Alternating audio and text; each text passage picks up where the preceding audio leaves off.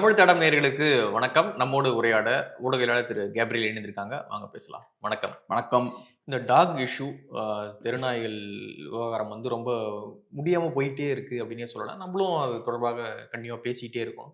நேற்று கூட பரிதாபங்களில் வீடியோ போட்டிருந்தாங்க. திருநாய்கள் பாவங்கள் நினைக்கிறேன் வீடியோ போட்டிருந்தாங்க. நான் ஃபுல்லாக பார்த்துருந்தேன்.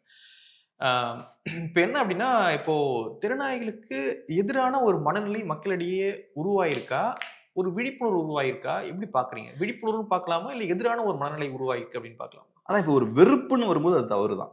சில நேரங்கள் என்ன ஆயிடுது, அது ஒரு வெறுப்பாகவும் நிறைய நேரங்கள்ல மாறுறத பார்க்க முடியுது. அப்ப வெறுப்பா மாறுதுன்னா கல் எடுத்து அடிக்கிறது, இந்த மாதிரி விஷயங்கள்லாம் பண்ணுவாங்க. ஒரு உயிரினத்தை துன்புறுத்த வேண்டிய தேவை நமக்கு கிடையாது. அதை நம்ம பண்ணவும் கூடாது. ஸோ அதனால அது ஒரு வெறுப்பா மாறக்கூடாது. இதுக்கு நம்ம ஒரு சொல்யூஷன் தான் நம்ம கிரியேட் பண்ணணும். இங்க ஒரு பிரச்சனை இருக்கு, அந்த பிரச்சனைக்கு நம்ம சொல்யூஷன் கிரியேட் பண்ணணும் அப்படின்றதான் நம்மளோட ஏமா இருக்கும். ஸோ இப்போ நான் பார்க்கும்போது என்னன்னா, நிறைய வீடியோஸ் நான் இப்போ பார்க்குறேன் ரீசெண்ட் டைம்ஸில். ஒரு வீடியோ பார்க்கும்போது ஒரு லேடி, அவங்களோட ஹஸ்பண்ட் இருக்காங்க. அந்த லேடி கையில் ஒரு நாய் வச்சிருக்காங்க. அந்த ஹஸ்பண்ட் என்ன பண்ணுறாரு, நாய்களுக்கு, ஸ்ட்ரீட் டாக்ஸுக்கு சாப்பாடு கொடுக்க முயற்சி பண்ணுறாரு. அந்த தெருவை சேர்ந்த இன்னும் 2 பேர் என்ன பண்ணுறாங்க, அதை ஸ்டாப் பண்ணுறாங்க. இந்த டாக் லவர் என்ன பண்ணுறாரு, சண்டைக்கு போகிறாரு. பயங்கர அக்ரெசிவாக சண்டைக்கு போகிறாரு. டாய் டூயின் கத்துறாரு, நான் வைப்பண்டா அப்படி இப்படின்னு. அந்த ஏரியாக்காரங்க என்ன சொல்கிறாங்க, நீங்கள் சாப்பாடு வச்சுட்டு போகிறீங்க, எங்கள் குழந்தைங்களுக்குலாம் பாதிப்பு ஏற்படுது, ஒரு யாரையோ கடிச்சிருச்சதுக்கு முன்னாடி அப்படின்ற மாதிரி அவரு கோவப்படுறாரு. அதே மாதிரி இப்ப நான் இன்னொரு வீடியோவும் பாக்குறேன். ஒரு வயதான ஒரு பெண், அப்புறம் அவங்களோட பையன் நினைக்கிறேன், அவங்க 2 பேரும் ப்ரொடெஸ்ட் பண்றாங்க, நீங்க இங்க சாப்பாடெல்லாம் வைக்காதீங்க அப்படின்ற மாதிரி. அங்கேயும் பார்த்தோம்னா சாப்பாடு வைக்கக்கூடிய அந்த டாக் லவர் பார்த்தோம்னா பயங்கர கோபமா ஆக்ரோஷமா கத்துறாரு. ஸோ இதான் இப்போ டாக் எல்லாம் லவ் பண்ற அளவுக்கு, டாக் கிட்ட எல்லாம் அன்பா இருக்க அளவுக்கு சாதாரண அந்த என்ன சொல்றது, ஒரு சாஃப்டான மனம் கொண்ட டாக் லவர்ஸ் மனிதர்கள்ட்ட சண்டை போடும்போது பயங்கர அக்ரெசிவா, நிறைய நேரங்கள் ரவுடிஸ் மாதிரி அவங்க சண்டை போடுறத பார்க்க முடியுது. ஆனா இப்ப நீங்க சொன்னீங்க இல்லையா, சில நேரங்களில் ஹேட்டும் இருக்கு, ஆனா அதை தாண்டி ஒரு புரிதலும் இப்ப ஏற்பட்டிருக்கு. ஸோ இப்ப மக்கள் ப்ரொடெஸ்ட் பண்றாங்க பாருங்க, சாப்பாடை கண்ட இடத்துல நீங்க வைக்காதீங்க, நாய்களை ஃபீட் பண்ணாதீங்க, நாய்களுக்கு நீங்க ஃபீட் பண்ண நாய்கள் பெருக ஆரம்பிக்கும், அது நாளைக்கு நமக்கும் நம்ம குழந்தைங்களுக்கும் பிரச்சனையை ஏற்படுத்தும். இன்னைக்கு நான் ஒரு போட்டோஸ் பாக்குறேன், ஒரு குழந்தைய, ஒரு 3-4 வயசு குழந்தைய நாய்கள் கடிச்சிருக்கு. ஃபேஸ் எல்லாம் பார்த்தோம்னா ரத்த கரையா இருக்கு. இதை எப்படி நம்ம அலோவ் பண்ண முடியும்? ஸோ அதனால நீங்க இந்த மாதிரி ஃபுட்டு அங்கங்க நீங்க வைக்கிறீங்க, நாய்களை என்கரேஜ் பண்றீங்க, நீங்க சாப்பாடு போட போட நாய்கள் பெருகிக்கிட்டே இருக்கும், இதை ஸ்டாப் பண்ணுங்கன்னு அந்த ஒரு புரிதல் இப்ப மக்களுக்கு ஏற்பட்டிருக்கு. அப்புறம் இன்னைக்கு காலையில நான் வாக்கிங் போகும்போது பார்க் பக்கம் ஒரு இன்ட்ரெஸ்டிங்கான ஒரு சீன் பார்க்குறேன். ஒரு லேடி ஒரு சின்ன ஒரு பொமேரியன் டாக வாக்கிங் கூட்டு போறாங்க. அந்த நாய் என்ன பண்ணுதுன்னா பாத்ரூம் போகுது. அதை அவங்க ஒரு சின்ன ஒரு பேப்பர் எடுக்கிறாங்க. அந்த பேப்பர்ல அதை எடுத்துட்டு அப்படியே நடந்து போறாங்க. நான் இது வரைக்கும் அந்த மாதிரி பார்த்ததே இல்லை. ஸோ ரோட நீட்டா வச்சுக்கணும் அப்படின்றதுக்காக அவங்க எடுத்துட்டு போறாங்க. இந்த புரிதல் அவங்களுக்கு ஃபர்ஸ்டே இருந்ததா, இல்லைன்னா இப்ப பிரச்சனைகள்லாம் வர ஆரம்பிச்சதுக்கு அப்புறம் இந்த புரிதல் ஏற்பட்டிருக்கான்னு தெரியல. ரொம்ப நாயை ரொம்ப கேர்ஃபுல்லா அவங்க கூட்டிட்டு போனாங்க. இந்த புரிதல் நமக்கு வேணும். இப்ப நம்ம ஒரு நாய் வச்சிருக்கோம்னா அது செய்யக்கூடிய விஷயங்களுக்கு நம்ம தான் பொறுப்பெடுக்கணும். அது ஸ்ட்ரீட்ஸ் அசிங்கப்படுத்துச்சுன்னா அதுக்கு நம்ம தான் ரெஸ்பான்சிபிள். அந்த நாய் நம்மளை கடிச்சதுன்னா அதுக்கும் நம்ம தான் ரெஸ்பான்சிபிள். அதே மாதிரி தெருநாய்களுக்கும் நீங்க சாப்பாடு வச்சுட்டு போயிருவீங்க, நாளைக்கு அந்த நாய் வேற யாரையாவது போய் கடிச்சா யார் பொறுப்பு இருக்கிறது? அந்த பொறுப்பை நீங்க தான் ஏற்றுக்கணும். இந்த பேசிக்கான விஷயம் எங்களுக்கு புரிய மாட்டேங்குது. நான் நாய்க்கு சாப்பாடு வைப்பேன், அந்த நாயை நான் வளர்த்து விடுவேன், ஆனா அது செய்யக்கூடிய விஷயங்களுக்கு நான் பொறுப்பே இருக்க மாட்டேன் அப்படின்னா அது கரெக்ட் கிடையாது. ஸோ அதனால நாய்கள் இருக்குன்னா, அவங்க நாளைக்கு ஏதாவது அந்த நாய்கள் தவறு பண்ணுதுன்னா அதுக்கு நம்ம தான் பொறுப்பே இருக்கணும். ஸோ நீங்க அதுக்கு சாப்பாடு போடுறீங்கன்னா அதை நீங்க ரெஸ்பான்சிபிளா நீங்க வளர்க்கணும். அப்ப நான் வீட்டில் அதை எடுத்துட்டு போய் கரெக்டா ஒரு சேஃபான என்வரன்மெண்ட்ல அந்த நாயை வளர்ப்பேன்னா ரைட், நீங்க சாப்பாடு போடுங்க. ஆனா நான் பாட்டுக்கு நைட் வருவேன், கையில 2 தட்டை வச்சுப்பேன். இந்த நான் ஹோட்டல்லாம் சாப்பிட்டா அந்த டப்பா இருக்கும்ல, அதுல 2 டப்பால சாப்பாடை ஃபுல் பண்ணிட்டு அங்க வைப்பேன், இங்க வைப்பேன். அதுக்கப்புறம் ரெஸ்பான்சிபிலிட்டி எடுக்காம நான் ஓடிடுவேன். அப்படி ஓடக்கூடாது. நீங்க சாப்பாடு போட்டு அந்த நாயை வளர்க்குறீங்கன்னா அந்த நாய்க்கு நீங்க தான் பொறுப்பு. அது செய்யக்கூடிய பிரச்சனைகளுக்கும் நீங்க தான் பொறுப்பு. ஸோ அதை நம்ம புரிஞ்சுக்கணும். இப்போ அந்த புரிதல் நம்ம சொசைட்டில ஏற்படுது. ஸோ இப்போ ஒரு நாய் அதான் நீ காலைல பார்க்கணும் இன்ட்ரெஸ்டிங்கா இருந்தது. நான் அப்படி யோசிச்சதே இல்லை.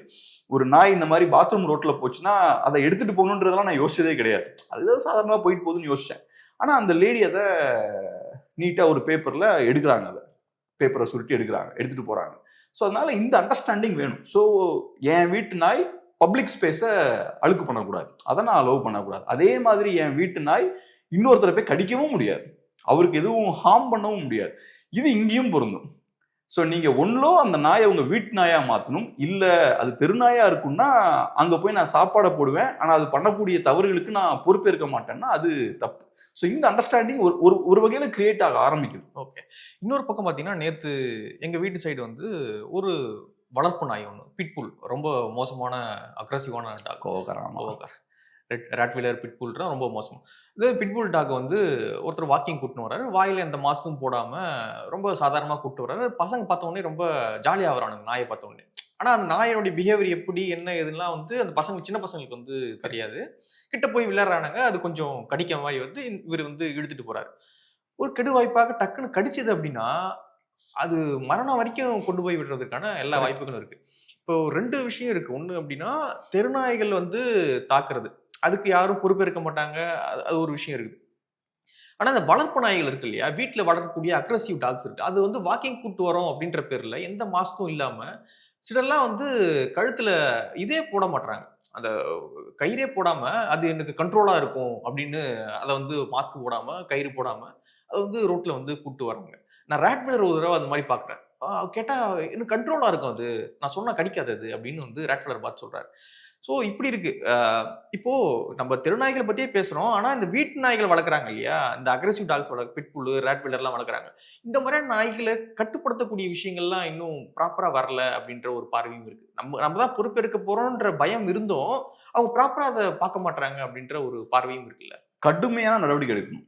இன்கேஸ் உங்க வீட்டு நாய் இன்னொருத்தரை கடிக்குது, அவருக்கு ஏதாவது பாதிப்பை ஏற்படுத்துதுன்னா ரொம்ப கடுமையான நடவடிக்கை எடுக்கணும். அப்புறம் இன்னொன்னு சொன்னீங்கல்ல, இல்ல அது நல்ல நாய் தான், ஒன்றும் பண்ணாது, சாஃப்டா தான் இருக்கும், இந்த பூனை வந்து அதெல்லாம் எதுவும் பண்ணாது, குழந்தைங்களெல்லாம் எதுவும் பண்ணாதுலாம் சொல்லுவாங்கல்ல, அது ரைட்டு.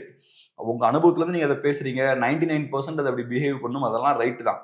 நம்ம எப்படி ஒரே மாதிரி தான் பிஹேவ் பண்ணிட்டு இருக்கோமா? திடீர்னு நம்ம வயலண்டா இருக்கும், திடீர்னு சாஃப்டா இருக்கும். 99% சாஃப்டா இருக்கும், சில நேரங்களில் நம்மளும் கூட வயலண்டா மாறும். ஸோ அனிமல்ஸும் அதே மாதிரி தான். அனிமல்ஸுக்கு நீங்க சர்டிஃபிகேட்லாம் கொடுக்க முடியாது. இப்படிதான் இந்த அனிமல் இருக்குன்றதெல்லாம் நீங்க சொல்லவே முடியாது. அதுவும் வெளியில பப்ளிக் ஸ்பேஸ்லாம் போகும்போது அந்த அசாதாரண தைரியத்துல நம்பிக்கையெல்லாம் நீங்க போகக்கூடாது. நீங்க தேவையான ப்ரிகாஷன்ஸை 100% எடுக்கணும். மிருகங்களை பொறுத்தளவுல நமக்கு இருக்கக்கூடிய அந்த திங்கிங் கெப்பாசிட்டிலாம் அதுங்களுக்கு கிடையாது. சில நேரங்களில் திடீர்னு வேற மாதிரி பிஹேவ் பண்றதுலாம் நிறைய வாய்ப்பு உண்டு. இப்போ என் கையில பாத்தீங்கன்னா இங்க பெரிய பெரிய தழும்புகள் தெரியுதா? இங்க ஃபுல்லா நிறைய தழும்புகள். இதெல்லாம் எனக்கு ஒரு 8ஆம் கிளாஸ்ல வந்த தழும்புகள். எங்க வீட்டுல ஒரு 2 பூனை இருந்தது. அதுல ஒரு பூனை வந்து ரொம்ப பாசமா இருக்கும். ஒரு நாள் தூங்கிட்டு இருந்தது, நான் கிட்ட போகும்போது பயந்து பதறி எந்திரிச்சிருச்சு. இலையெல்லாம் இருந்தது, அதுல கால் வச்சோடனே மிரண்டுருச்சு. எனக்கு புரியல அது கோவமா இருக்குன்னு. ஒரு மாதிரி இந்த பூனை கோவமாச்சுன்னா முதுகெல்லாம் அப்படியே பெண்ட் பண்ணிட்டு வாழெல்லாம் நீட்டி வச்சுட்டு இருக்கும். அப்படிதான் நின்னுது. சரி அதை சும்மா விளையாண்டுட்டு இருக்குன்னு கையை உள்ள விட்டேன், கையில ஃபுல்லா பரண்டி வச்சிருச்சு. ஸோ அது நார்மலா நல்ல பூனை தான். நானும் பெரிய தப்பு எதுவும் பண்ணல, ஜஸ்ட் இலையில கால் வச்சேன். அது அந்த சவுண்ட்ல ஏதோ தப்பு பயந்துருச்சு டக்குன்னு. ஸோ அதுக்கப்புறம் இது நடந்தது. அதனால அனிமல்ஸ் இப்படிதான் பிஹேவ் பண்ணணும்னு நம்ம சொல்ல முடியாது. சில நேரங்களில் தவறு நடக்கிறதுக்கு வாய்ப்பு இருக்கு. நம்ம வீட்டில் இருக்கும்போது ரைட், அது என்னோட பூனை, அதனால நான் பாதிக்கப்பட்டேன்னா பிரச்சனை இல்லை. ஆனா என்னோட பூனையால பக்கத்து வீட்டுக்காரன் பாதிக்கப்பட வேண்டிய அவசியமே கிடையாது. அப்படி நடக்குதுன்னா அதுக்கு நான் தான் பொறுப்பேற்கணும். சும்மா சில நேரங்களில் நம்ம கண்ட்ரோலை மீறி ஏதாவது நடக்கும், அதுக்கு நம்ம எதுவும் பண்ண முடியாது. ஆனா நீங்க வெளியே வாக்கிங் கூட்டு போறீங்கன்னா கரெக்டா அதுக்கு போடக்கூடிய அந்த மாஸ்க் எல்லாம் போட்டு எடுத்து கவனமா கூட்டு போகணும். அது பிட்புல் மாதிரியான நாய்கள்லாம் என்ன பண்ணணும்னு சொல்ல முடியாது. அது ரொம்ப காஷியஸா இருக்கணும். அப்படி இந்த மாதிரியான ப்ரிகாஷன்ஸ் எல்லாம் ப்ராப்பரா எடுக்காம அந்த நாய்களை ஒருத்தர் அட்டாக் பண்ணுதுன்னா கடுமையான நடவடிக்கை கண்டிப்பா எடுக்கணும். ஏன்னா இது காட்டக்கூடிய விஷயம் என்னன்னா, சுத்தி இருக்க மக்கள் மேல உங்களுக்கு மரியாதை இல்லை, அவனை நீங்க மதிக்கலன்றதான் அது காட்டுது. ரெண்டாவது, இந்த மாதிரி நாய்களை பிட்புல் இவங்க எல்லாம் வாக்கிங் கூட்டு போறவங்க எல்லாம் பாத்தீங்கன்னா கொஞ்சம் மேல்தட்டு மக்கள் தான். சாதாரண ஸ்லம் போர்டில் இருக்கவங்க நாய்களை வாக்கிங் எல்லாம் கூட்டு போக மாட்டாங்க. எப்பவுமே ட்ரெடிஷ்னலா கொஞ்சம் மேல்தட்டு மக்கள் தான் டாக்ஸை வாக்கிங் கூட்டு போறது, இந்த விஷயங்கள்லாம் பண்ணுவாங்க. எல்லாருமே அப்படின்னு சொல்ல வரல, பட் ஜென்ரலா இன் ஜென்ரல் அப்படிதான் இருக்கும். அவங்களுக்கு மற்றவங்க மேல பெரிய அக்கறை இல்லைன்றதையும் இது காட்டுது. சாதாரண மக்கள் ஒரு கடி வாங்கும்போது என்ன கடிதானே, மருந்து போட்டுக்க அப்படின்ற ஆங்கிள் போகக்கூடாது. ஸோ அந்த மனநிலையில் இவங்க பிஹேவ் பண்ணாங்கன்னா இவங்கள நம்ம டஃபா தான் டீல் பண்ணணும். ஸோ இப்போ அந்த நாய்க்கு மாஸ்க் போட இவங்களுக்கு என்ன கஷ்டம்? ஸோ அவங்க எப்படி பார்க்குறாங்கன்னா அந்த நாய்க்கு கஷ்டமா இருக்கும்ல, அதுக்கு ஃப்ரீயா மோப்பெல்லாம் பிடிக்க முடியாது, கஷ்டமா இருக்கும்லன்றதான் நீங்க பாக்குறீங்க. ஆனா நீங்க பார்க்க மறுக்கிறது என்னன்னா, அந்த நாய் இன்னொருத்தனை கடிச்சா அவனுக்கு எவ்வளவு கஷ்டமா இருக்கும். ஸோ அந்த மனிதனோட கஷ்டத்தை நீங்க பார்க்க மாட்டேங்கிறீங்க, உங்க நாயோட கஷ்டத்தை நீங்க பாக்குறீங்க. ஸோ உங்களோட பார்வையில சிக்கல் இருக்கு. ஆனா நான் பொதுமக்களா அந்த பார்வையில இருந்து பார்க்க முடியாது. நான் சொசைட்டியோட வெல்ஃபேர்ல இருந்து தான் பார்க்க முடியும். ஸோ இந்த மாதிரியான தவறுகள்லாம் இவங்க பண்ணாங்கன்னா டஃபா இவங்களை டீல் பண்ணணும். சொசைட்டி இவங்களை டஃபா டீல் பண்ணணும். இன்னைக்கு சொசைட்டிக்குள்ள நமக்கு ஒரு புரிதல் ஏற்படும் போது இவங்க எல்லாம் கரெக்டா பிஹேவ் பண்றாங்க பாருங்க. ரோட்ல அங்கங்க சாப்பாடை வச்சுட்டு போறது, பிளஸ் இதுல நிறைய நேரங்கள்ல பார்த்தா அழுக்கும் பண்றாங்க இவங்க ரோட்ல. இப்ப பார்க்ல எல்லாம் நான் பார்ப்பேன், எல்லா இடத்துலயும் இந்த நாய்க்கு சாப்பாடு வைக்கிறேன்ற பேர்ல இந்த லெமன் ரைஸ் அது இதெல்லாம் வச்சுட்டு போவாங்க. அது பார்த்தா காஞ்சு எடுத்து அங்க அழுக்கா கிடக்கும். ஒரு தடவை நான் ஸ்ரீநகருக்கு போகும்போது காஷ்மீர்ல அங்க டால் லேக் இருக்குல்ல, அங்க இங்க டூரிஸ்ட்டுங்க வரவங்க எல்லாம் அந்த ரொட்டி இருக்கும், அங்க ஒரு டிஃப்ரெண்டான ஒரு ரொட்டி, தந்தூரி ரொட்டி மாதிரி ஒன்று இருக்கும். எல்லா கடையிலும் காலைல பால் மாதிரி இங்க கிடைக்கும்.